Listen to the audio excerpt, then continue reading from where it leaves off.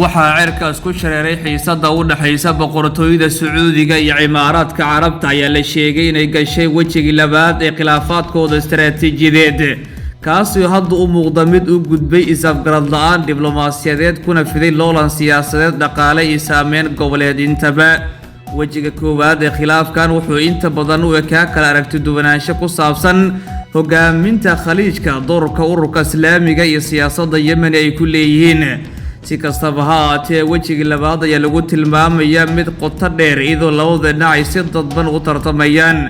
saameynta geeska Afrika iyo badda cas halkaas oo dekado maalgashi saldhigyo ciidan ay u noqdeen meel loolan arrimaha dhaqaale gaar ahaan tartanka dekadaha duulimaadyada iyo xurumaha ganacsiga caalamiga diblomaasiyadda Carabta iyadoo mid walba uu doonayo inuu noqdo hogaamiye codka Carabta iyo caalamka ay ku tartamayaan ila wareediyo falanqeeyaal ay arrintan sheegay in khilaafka uusan ahayn dagaal toos ah oo hubaysan balse uu yahay dagaal qabow oo Carabeed laguna adeegsanayo xulufaysi maalgashi iyo cadaadis siyaasadeed khilaafkan cusub ayaa walaa xoogan ka muujiyeen dalal badan ee gobolka kuwaas oo ay ka baqayaan in kala fogaanshaha Sacuudiga iyo Imaaraadka Carabta uu saameyn xoogan ku yeesho xasiloonida guud ee bariga dhexe iyo geeska Afrika.